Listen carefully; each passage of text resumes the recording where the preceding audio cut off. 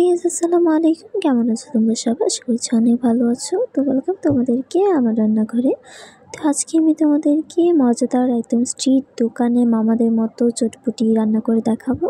তো তার জন্য প্রথমে এখানে দেখতেই পাচ্ছ নিয়ে নিয়েছি মটর বুট। এগুলোকে এখন ভালো করে পানি দিয়ে সুন্দর করে ধুয়ে নিতে হবে। এগুলিতে কিন্তু ময়লা থাকে, তার জন্য একটু ভালো করে ধুয়ে নিতে হবে। 2-3 বার করে ভালো করে ধুয়ে নিতে হবে। আর এই পাশে একটা বাটিতে আলাদা একটা বলে টক বানানোর জন্য নিয়ে নিয়েছি তেঁতুল। তার মধ্যে গরম পানি দিয়ে দেবো। তোমাদের একটা সহজ ট্রিক বলি, তোমরা তেঁতুলের কাত বা মার বলো যেটাই তৈরি করো, অনেক খাবারে এটা দেওয়া হয়, বিশেষ করে চটপটি আর ফুচকাতে তো দিতেই হয়।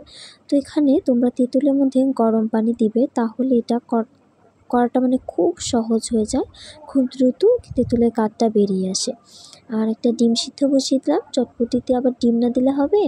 আর এদিকে দেখো আমাদের যে মটর ডাল বা বুট যেটাই বলো সেটা ভিজিয়ে রেখেছিলাম পানিতে। সারা রাতের জন্য ভিজাতে পারো, কয়েক ঘন্টার জন্য ভিজিয়ে রাখতে পারো, এটা তোমাদের ইচ্ছে অনুযায়ী।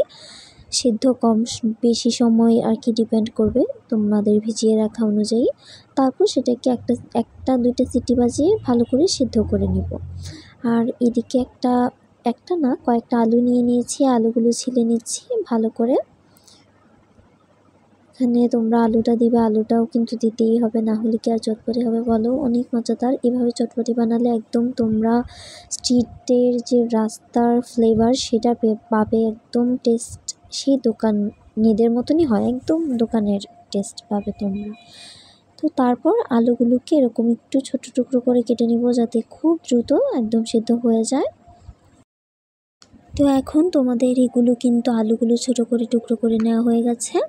এদিকে প্রেসার কুকারে কিন্তু আমি সিটি বাজিয়ে নিয়েছি। একটা সিটি বাজিয়ে ঢাকনাটা কিছুক্ষণ অপেক্ষা করলেই কিন্তু এটা খুলে যাবে অটোমেটিক, তখন খুলে ফেলবো এটা। দেখো যে খুলেছি, এরকম সিদ্ধ হবে, একদম সিদ্ধ কিন্তু করা যাবে না, তাহলে এটা ঘেটে যা অবস্থা হবে কি বলবো।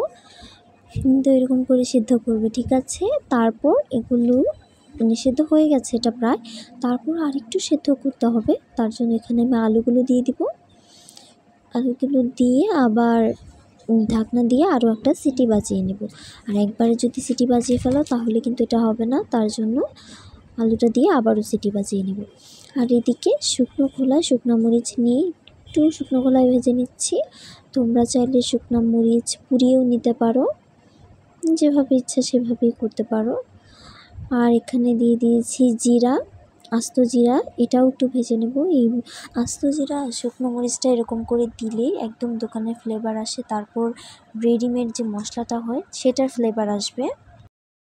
তারপর এই যে ভাজা, যেটা একদম মুচমুচে ভাজা হয়ে গেলে এটাকে এরকম করে গুঁড়ো করে নিব। মাটির এই পাতিলাটার নাম আমার মনে থাকে না, সরা না কি যেন বলে, যাই হোক এটাতে কিন্তু এরকম করে গুঁড়ো করা অনেক সহজ। আর দেখো এদিকে ডালটা আর বুট মানে মটর বুট আর আলুটা সেদ্ধ হয়ে গেছে, কেমন ঘন ঘন দেখাচ্ছে। পানিটা কিন্তু এটাই থাকবে, এখানে আর কোনো পানি অ্যাড করা হবে না। তারপর বাটিতে নামিয়ে একটু হাতের মাধ্যমে বা যাই বলো, কোনো একটা চামিচ কিছু একটার মাধ্যমে তোমরা আলুটাকে একটু ম্যাশ করে নেবে, না হলে কিন্তু আলুটা আস্তে আস্তে থেকে যাবে, খেতে ভালো লাগবে না। আর বুটটা এরকমভাবে সিদ্ধ করা দেখো কতটা সুন্দর হয়েছে, আলুটাও পারফেক্ট হয়েছে, বুটটাও পারফেক্ট হয়েছে। তারপর এখন আমি যে গরম পানি দিয়ে তোমার তেঁতুলটা ভিজিয়ে রেখেছিলাম সেইটা ভালো করে হাতের মাধ্যমে এরকম মেখে মেখে কাট করে নিতে হবে, মানে কাটটা বের করে নিতে হবে আর কি বলছি। তারপর এখানে আমি পানি অ্যাড করে দিয়েছি আর চিনি দিব। চিনি না দিলে কিন্তু তেঁতুলের যে মার বা কাট বলো এটার আসল ফ্লেভারটা আসবে না।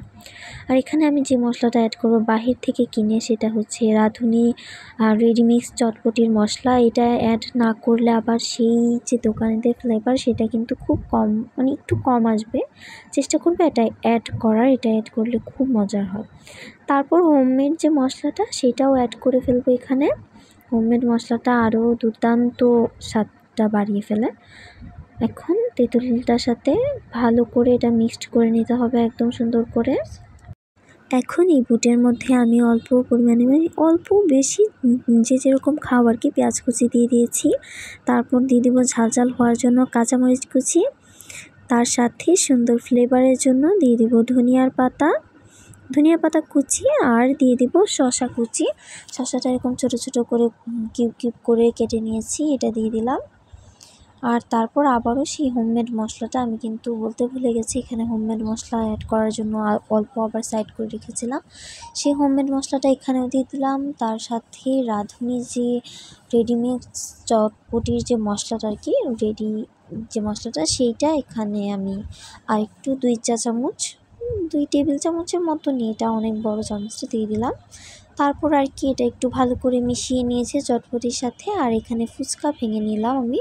ফুচকা না দিলে কিন্তু চটপটির উপরের গার্নিশ বা ফিনিশিংটা দেখতে ভালো লাগে না, তাই ফুচকা ভেঙে নিলাম।